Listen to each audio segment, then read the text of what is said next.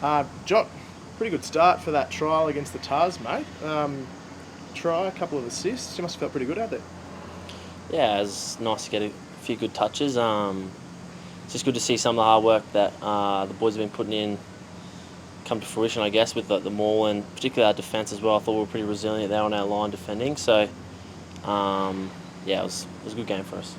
What did you learn between the Force game and that Tars trial? Was there anything you worked on in that week leading up that came to fruition? Yeah, a big focus for us was transition. I know the Force really dominated us in the transition areas, so Les was big on us focusing on turnover and stuff like that, where the Force, were really good and they got their tries off turnover. So that was a big focus for us, but more just continuing on our game and just trying to build on that, learn, play, and stuff like that, yeah. Personally, like you hit your straps, like a bit of a disruptor last year, but you're feeling pretty good about how you're feeling out there? Yeah, body's good. That's the main thing. And yeah, just excited to play with these guys. I think we've made a lot of strides since last year, so obviously getting a bit more space and stuff like that is nice, but that's just a trial. So it'll be forgotten in 2 weeks' time if we lose at Suncorp. So yeah, that's where our focus is at the moment. This morning, Super Rugby confirmed that the new offside laws are coming in this season. So I think you were trialling them against the Force 2 weeks ago. I think so, yeah. And then would it have been the same rules on the weekend? Yeah, I think so, because I know Mac sort of got penalised for that. So yeah, have you known about that potential change for a while? Or we've known about the trial, and I love it because obviously catching a lot of balls in the backfield, like I think it's silly having someone just wait for you to run 5 metres and then, like you see in the Six Nations where Finn Russell just catches and stops. He takes 2 steps and like tries to draw them offside, and it's just like a stalemate. So no, I think it's good. Like you have to get run on side, and our philosophy on sort of counter attack is our forwards have to work back and not stay up there anyway. So it doesn't really affect us too much, but it just opens up the game. I think it was an old rule anyway. Like who wants to see more kicking? And that just pretty much forces you to kick if someone's just standing 10 metres in front of you and just waiting for you to do the pass or run 5 metres. So I think it'll be good for the game. Do you think it advantages some teams more than others, like in Super Rugby? Not really. Kickers, do you think? Nah, I think teams that did that well, like it was an advantage for them, but I don't think with it being removed, it gives anyone a bonus, I just think. I think the Crusaders did it last year to good effect, where just puts you under pressure because you don't expect, because you think he's offside, not knowing that if you run 5 metres, like especially a few years ago. So I know France do it a lot as well. So I mean, they'll just have to revert back to the old way. I don't think it advantages anyone. So you're pretty happy? Like it's good for the game? Oh, I'm stoked. Yeah, I think it's great. Yeah. When I versed France, like we made a mention of it, and it's tough. Like. To play against it, like it was if done well, it really stifles your counter attack because they can just leave a line up there knowing that they're going to kick it back. Yeah. So yeah, I'm very happy from what I know. Jock, give us an overview of where you've been training through pre-season. Obviously, fullback's a primary role, but Les has mentioned that he likes his backs, particularly his outside backs, to be flexible. So have you trained across the wing and centre as well? Give us a bit of insight. Trained in a few spots, but mostly fullback. I think what Les is saying is like, say, fullback starts where he starts in a line out off a scrum, but after that, it's very fluid. So if you get tackled and you're last one up, you're probably going to go to the edge, and everyone sort of moves around that. So I think that's where it's very fluid, but also boys have been moving around a bit at training as well. So I think it's good. I think we have a lot of good kickers as well. Like, a lot of boys are versatile, and I think that'll help our attack. Is there some idea of how round one's starting to look? Obviously, we've had a couple of trials from Saitama all the way through to this past weekend. Is there a sense of what the team could feel like and where you stand in? I don't know. There's a lot. Like I feel like there'll be a few headaches for Les and the coaching staff. We have like Mac playing really well on the weekend. Obviously, JP, Fluky. Those outside back positions really are really contested, and just got to put head down, bum up really in this next week or so, and try to get a start. But I think all of us know it's going to be a tough decision, and just whatever happens, we just got to do what's best for the team.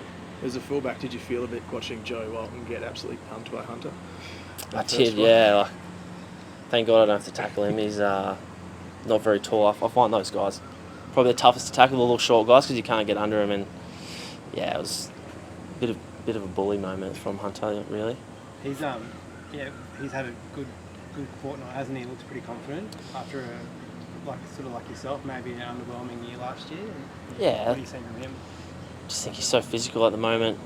His carries and stuff like that, and I think that's obviously his body's feeling good. He's fit, has good clarity and stuff like that. So hopefully, remains that way into the season. Yeah, because like you said, he's in damaging form at the moment.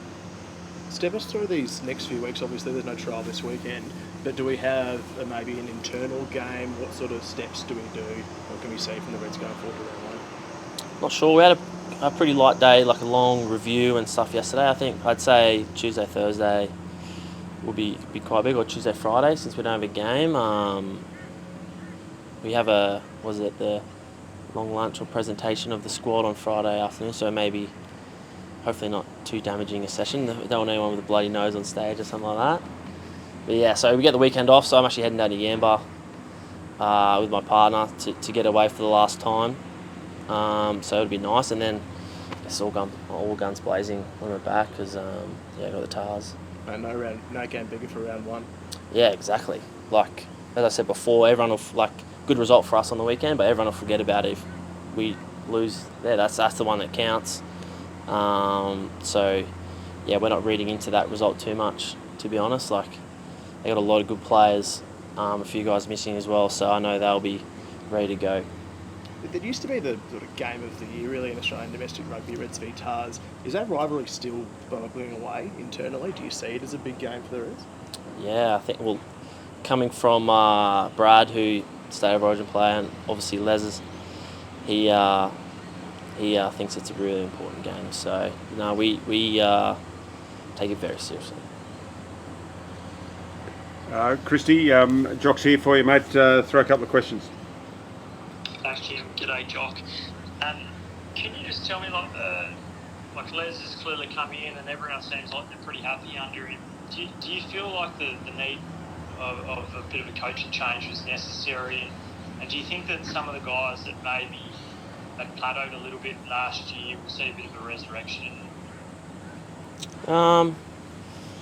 In terms of the plateau, I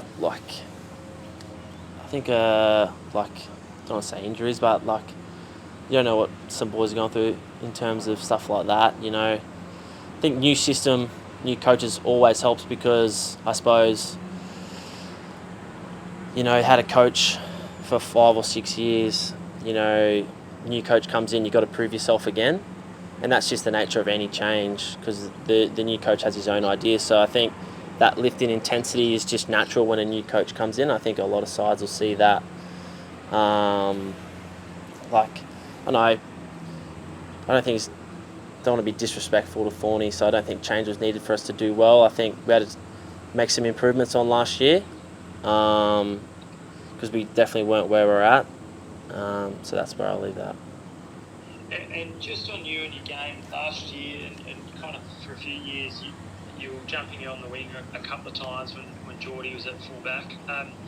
Did you find that difficult? Because we all kind of expect the basic simplistic view is playing in the back three, everyone can kind of do it. But some of those changes, how disruptive were they, and how much do you want to make the fullback jersey your own?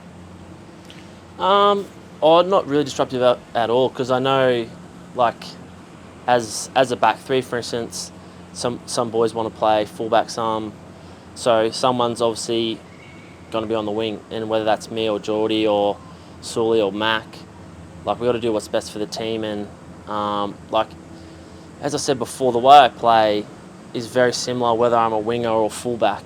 I'm not asked to be a straight line runner down the touchline beating people. I need to sort of make overlapping runs and stuff like that, create extra numbers, use my skills. So I didn't find it very disruptive at all. It sort of comes back to that point of as a winger, you start on the wing in line-out scrum, but during phase play, you sort of got a licence to roam. So in that respect, it didn't really disrupt me at all. Okay, gotcha. And just on the weekend, it seemed like you copped like a heavy hit from Dylan, but you recovered seemingly extremely well. Were you a bit rattled or shocked when you got clogged, and where did the contact kind of hit you?